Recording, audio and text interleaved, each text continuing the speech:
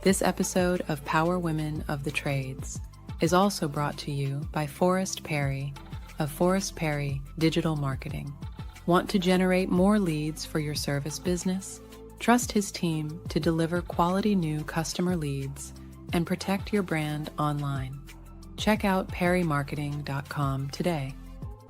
Hello everyone. We want to give a quick shout out to our amazing partner, Rilla, the game changer in the home service industry. Rilla's virtual ride-along software means no more physical ride-alongs. With Rilla, you can coach your team virtually 100 times faster and boost your close sale rates like never before. Don't miss out. Join the movement today and watch your sales soar. Visit rilla.com/PWT to learn more. Most businesses' online presence is boring. And by being boring, they're losing out on potential sales and customers. Being interesting and exciting is what draws customers in and gets them to buy from you. But it's hard to be interesting online when you're focused on running your business and taking care of your customers.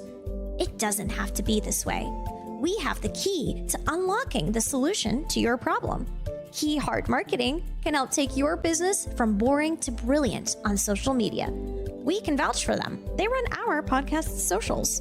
If you want to have a strong social media presence that allows customers to know, like, and trust you, connect with Key Heart Marketing at keyheartmarketing.com. Welcome to Power Women of the Trades podcast. This show is all about breaking barriers and changing the game. Our guests will feature some of today's most successful female entrepreneurs and other advocates of our industry as well. Because if there's one thing we know for sure, female-led entrepreneurship drives change on multiple levels. We want to empower women in the trade industry like you so you can maximize your potential, stay balanced, achieve long-term success, and claim ownership over your life. Let's get started. So one thing that I know, I remember going back to when we first decided to work with Wizard of Ads, and it was the investment. I'm looking at this, and I'm trying to think, and I remember saying to myself, well, it's a gamble, and we'll just see. And that is not how I feel now, right? I was literally because I thought I was gambling on radio. But what I've seen now is that what was built out of that. I didn't hire Wizard of Ads for radio. I hired Wizard of Ads for big strategy, and Wizard of Ads, created Biggins and created that. And then we took that to Kick Charge and was like, hey, we need you to create Biggins and put him on paper and what he looks like. Right. And so now we have that. And now that's noticed. And then because, especially when you go to radio, it doesn't matter, the truth is you're going to take about 6 months for this to start working. So that was my gamble. Well, I'm gambling for 6 months, right? And really, it's about 9 months by the time you hire, start, and get all the information collected, get the radio stuff started, then it's 6 months of radio. So it's 9 months of that gamble, right? So I go back and I think I thought that's what I told myself. But on this side, I know now, and I know better that's not gambling. That shit's going to work. Sorry. It's just going to work. Heather's like, hell yeah. Because here's how we went to the Home and Garden show. And that was we knew people knew our radio ad, right? Because they were singing the jingle to us. And people were like, they're going to be singing the jingle to you because it's 1,200 times a week, guys, that's on this radio. But then we went to that Home and Garden show. And that bulldog wasn't at the Home and Garden show for the first 2 hours. And the amount of those doors opening, and the amount of questions of where that bulldog was, where's Biggins? Where's Biggins? Where's Biggins? Where's Biggins? And we were like, oh my gosh. We have literally, I'm talking we've been talking about painting the city orange. We have rolled this city orange, and we've got Biggins, and people knew who he was. They were stopping, and they know just because of how they know he's a caricature, but we do have Tank, our actual bulldog that he was made in his likeness of, right? Mm-hmm. And so he was the one that comes to the home show, and they were looking for him and loving on him. This one guy, he's like, I don't love the commercials, but I really love this dog, And it's thanks, and he's gonna use us still, because he found like some relatability and he loved it, and And so those were all people who nobody thinks are listening to the radio. 100%. And so, because now again, I say I don't listen to the radio, but when I do hear our commercial, I'm hearing it at the dentist's office, at the restaurant, at the department store. I'm hearing it in the places that, okay, even though I'm not listening to it. But then my mom listens to the radio every morning on her way to work.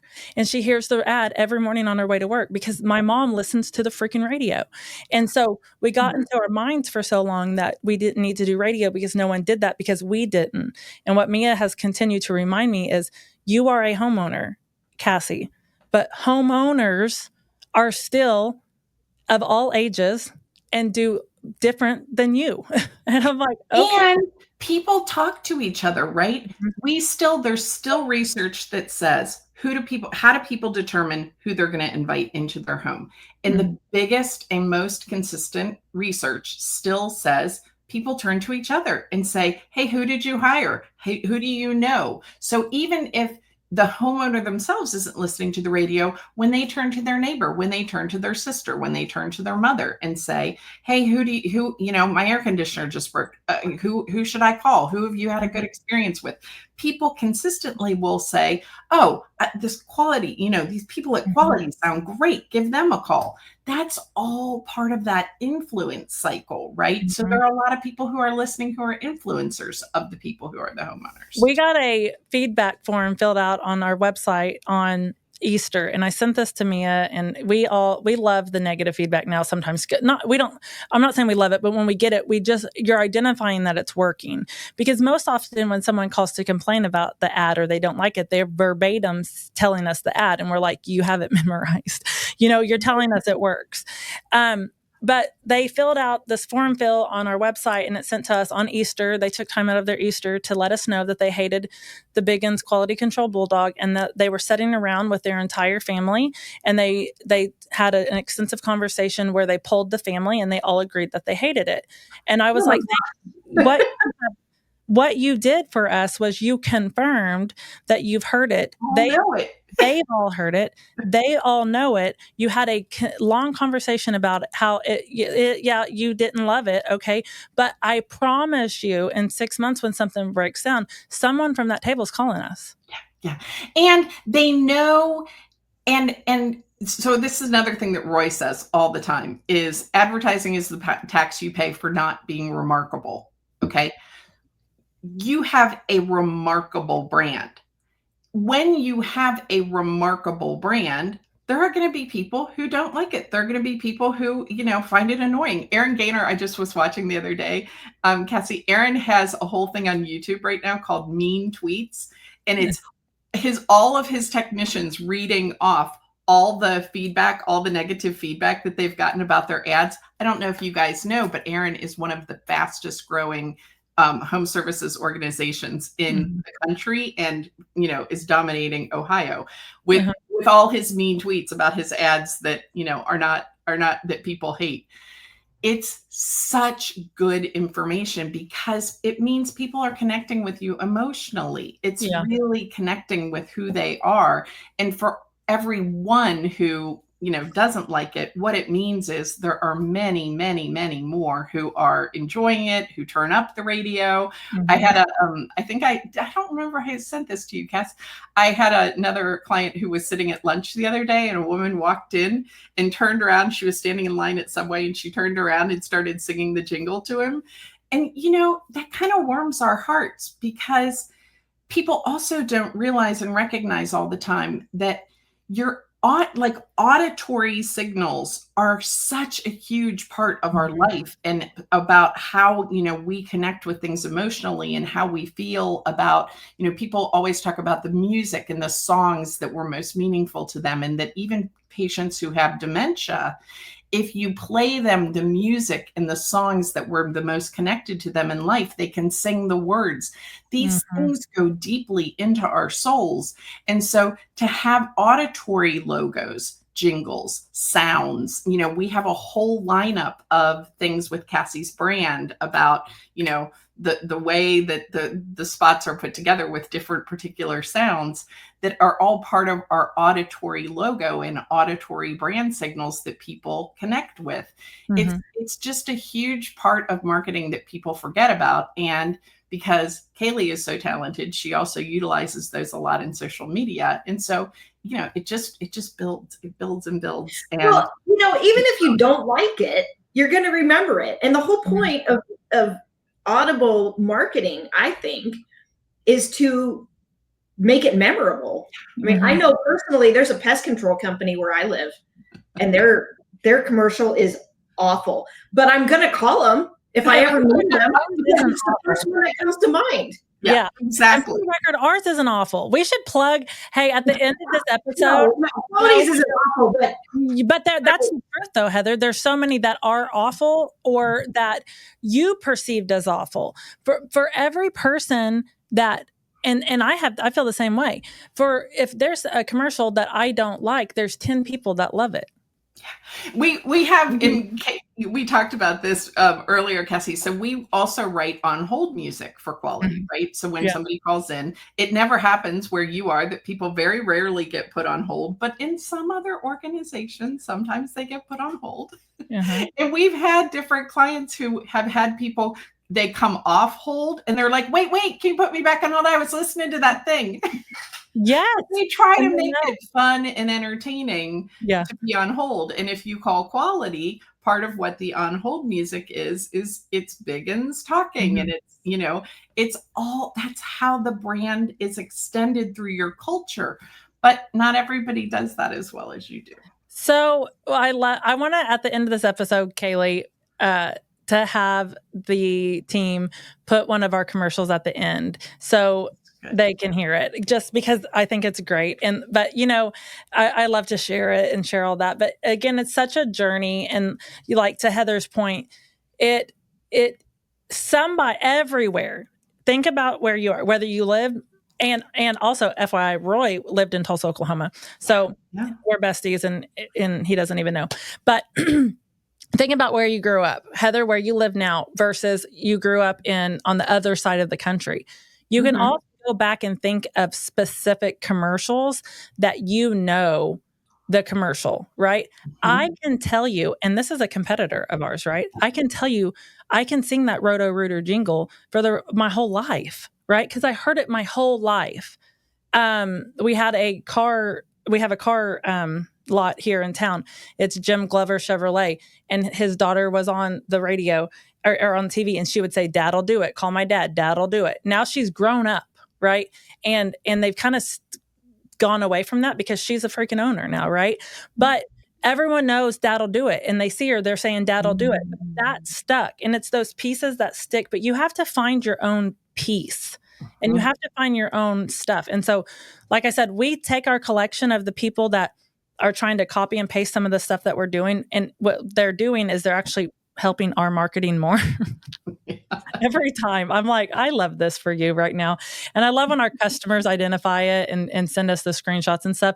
But our piece is not your piece. And you have to find that in you. And you have to find that, whether that's Wizard of Ads or some other, there's all kinds of people like you guys out there, right?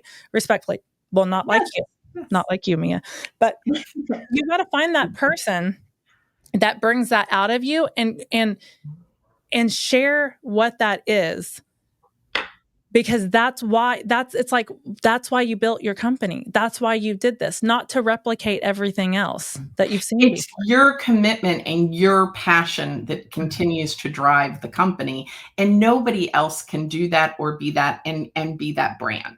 That is your brand and your brand only. Whenever I first, going back to our first relationship, and I knew that talking, and I knew that it was this relationship was different than what I was from other companies that we had worked with. First of all, we had never worked with a company really that was doing strategy like this. I remember the questions of what makes your company different? And you know that answer. But whenever someone asks you that and your answer is our customer service, we put booties on, we do this, that's everyone's answer. That's everyone's answer. It's We all think we do those same things different. The questions have to be really different to really kind of pull out what's truly different with you. And, everybody in the world has watched Simon Sinek's video and wants to know what their why is. Mm-hmm. The truth is, if you really listen, and maybe I'll send Kaylee a link to it. If you really listen to his original performance of that, and it's got terrible audio, so you have to kind of muster your way through what he says over and over. And Roy's really the one who pointed this out to me, Cassie, years ago when I wasn't even working with him. What he says over and over is, what do you believe? What do you believe? What do you believe? So it's not just your why. It really is, what do you believe? That is why you started your business. And it's why you get up every single day and do the remarkable things that you guys do and hire the people that you do. And it's all about what you believe. And that's you. At the end of the day, nobody can replicate exactly you and what you believe and why you believe it the way, they can steal whatever they steal, but they can't replicate that. They can't replicate that. Yeah. That's so true. And that's something that I continue to say, because that's not exclusive to us. Like, people forever, and that's, to be honest, for a long time, to some degree, I was just getting ideas from other people of what worked for them across the country. And then it didn't work here because it was never focused correctly for us. And so that's what's so amazing, that when you finally get that stuff that clicks, and you're just like, it all clicks. It all clicks and it all ties. Yeah. There's one other thing I would say, and this is sort of another Roy Williams thing, right? A lot of what we do is sort of a Roy Williams thing. But when you're building brand stories, it can't all just be aspirational. There has to be reality, and there has to be something really genuine about it. And so one of the things we always kind of build into the stories. So the brand building that we do is based on, honestly, screenwriting techniques. That there's a guy named David Freeman who read Roy's books and who showed up at the Academy one day. And I actually ended up meeting David Freeman, and I was going to graduate school in California, in Santa Monica. I did an executive level master's degree. So I flew back one time, and David and I got to sit on the plane and talk a lot about this, because he builds characters for some of the most successful video games and movies that you've ever watched in your life. And we utilize his techniques for building characters and building caricatures of characters that resonate with people. And there's kind of a whole sort of formula about how to do that and make them really human, because you can't just make them all perfect and aspirational, because nobody is perfect and aspirational. They have to have some real grounding in reality, which means they also have to have some like character flaws and things like that. And I have a lot of fun during our initial sessions with new clients, because part of what I love to do is just deeply get to know my clients. And I ask all kinds of questions. And I remember one of my clients who is pretty well known in the industry, said to me one time, I have never had a marketer ask me these kind of questions before. And one of the questions that I asked him, he was like, I don't even know how to answer that. And I said, well, what would your wife say? And he said, I don't know. Let's call her. Let's get her on the phone. And he was so willing to be transparent that we called his wife up in the middle of the meeting, and we got her on the phone, and we started asking her some of these questions. And that's the same kind of transparency and willingness that you bring to this whole thing, Cass, is that you know who you are, you own who you are, and that gives us the ability to play with that. And that's part of what makes Biggins and makes the whole brand so truly dimensional and relatable. Otherwise, it would just be BS-y fluff. Right. True. I mean, it would just be fluff. I love you, and I appreciate so much our relationship and our I did not expect this to be a brag on Cassie episode, Mia, but I love that. And I know that you, there's so much that I hope that people are taking from this episode of, I want you to think about your brand and think about like, people for years have been like, Cassie, as one of the owners of the company, what's your day-to-day look like? Well, first of all, I can tell you, I don't know what my day-to-day, I don't even, the second I walk in, who knows? But what are you responsible for? What I can tell you I'm responsible for 100% to the root of my core responsible for is our image, our brand, our marketing. And I encourage people to find that in themselves. And if it can't be you, then it can't be you. Find who is that. And then if you're interested in Wizard of Ads or would like an introduction or any of that, like I would love to introduce you to Mia. I would love to, if you would like to learn more, we'll make sure we share that information. And then remember, what works with us, because Mia and Cassie and Kaylee vibe, it might not be for everybody, and that's totally fine too, but that's why it's so important to find the right people. And it's not just finding the right people that work in your building. It's your relationships that impact your brand too. And we have all been screwing up where we just hire that first dude that said he can make you on the front page of Google, and he's busy, and he just shows you all this crap and you believe these graphs and you do all that. And that's not actually building anything for your brand. And so, I kind of think it's like, take it back old school. Yeah. We're all learners. At the end of the day, if somebody tells you they're a guru or an expert, it's just then they're not maybe learning, and what you want is a relationship with people who are constantly learning and growing.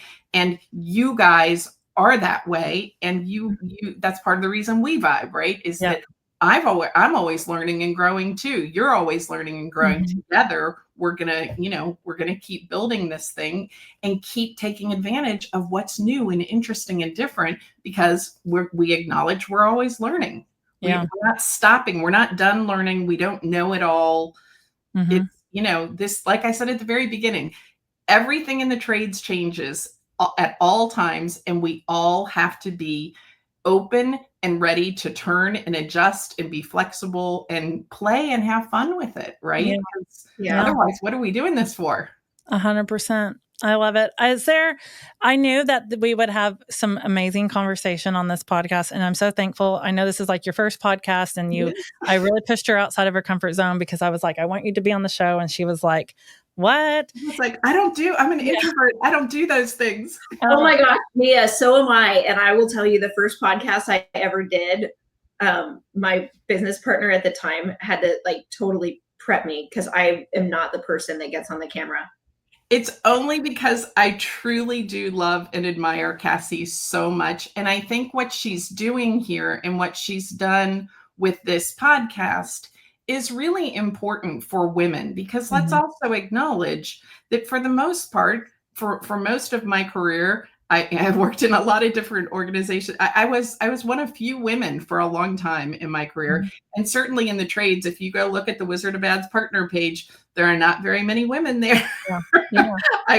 We work in an industry with a lot of dudes. And I just think what Cassie's doing, her openness, her willingness to share anything and everything and try to educate and make everybody the best they can be, is part of why I love you.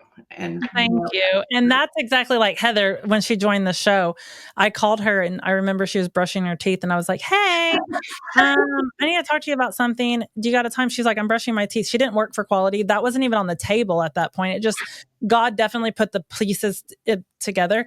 But she's like brushing her teeth and I'm like, hey, Leslie's leaving the podcast. This was always planned. Nothing's wrong. Still love her. Would you like to be my co-host? And she's like, what? And there's still times that I have to be like, I'll be like, Heather, don't let me talk over you or talk more or whatever, because she is an introvert but she's got so many great things to say. And I want her to share that. And I wanted you, that's the same way with you, Mia. I know that. And I know that you're quiet and I know that you're a little more reserved. And I know in our conversations, you're definitely more reserved than me, right? Everybody's definitely more reserved than you, Cass. They teach you manners and not to interrupt. And I really had to get used to jumping into the conversation because I'm always like, well, I don't want to interrupt that person who's talking. No, I'm like, Heather, you got to jump in, because what I know I'm good at is awkward. So if there's ever dead space, I have spent, and I think that's a trauma response, but I will get into that on another time. But when there feels awkward or I don't know how to proceed the conversation, first of all, on the podcast, I never allowed that to happen. In person with our team, I don't let that happen. I know how to fill the gap. So sometimes people who don't do that, and not necessarily that you don't do that, but if, like Heather, she's like waiting to not interrupt me. And I'm like, no, girl, step over me, because I want to make sure that I keep it going. So there's not an awkward, but, and it's just through us getting to know each other through, podcasting. And then we've been friends forever, but getting, knowing like, girl, step on top of me. Right. But I'm just going to make sure it's not awkward. But again, that's why I wanted you to be on the show, because like Heather being on, if she would have never been on like podcasts and those types of things, I would not have been exposed to who she was and what she was capable of, and then sought after her when she was available. Right. So put yourself out there. Right. I'm trying. Yeah, I just do it. I will tell you, I've been on so many podcasts. I mean, aside from this, like I've been interviewed on so many podcasts, and you just talk, like you just speak your truth, and you speak, on what you're really good at. And, my background is fully trade-based financial and KPIs and all the stuff that everybody talks about. And that's why I get a kick out of watching the gurus try and sell that stuff. Cause I'm like, I've seen your business, and I know that everything you're selling is total bullshit. Yeah. Yeah. I'm seeing it. Well, you guys make it very easy to be comfortable and to talk. And I felt you said I would, Cass, and I did. I felt completely comfortable, and I really appreciate you helping me get through this barrier of my own. Awesome. Well, I love that. And thank you so much for taking the time to be with us. And I foresee another episode coming, and continued all the growth and all the things. And thank you so much. Thank you. Appreciate it. Thanks, Heather. Thank you, Mia. It's great to meet you. You too. This has been Power Women of the Trades. Like what you hear so far? Leave us a review on Apple, and make sure to listen to our other episodes wherever you enjoy listening to your podcasts. Thanks for listening, and we'll catch you on the next one.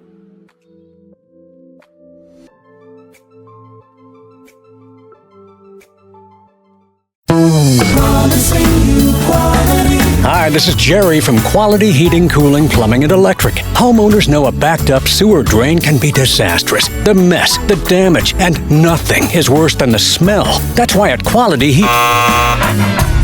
I'm afraid I'm going to have to stop you right there, Jerry. Seriously, Biggins? Nothing is worse than the smell. As dog owners are aware, many canines quite enjoy a good stinky sewer. Well, dogs might, but homeowners... Rotting garbage, swampy water...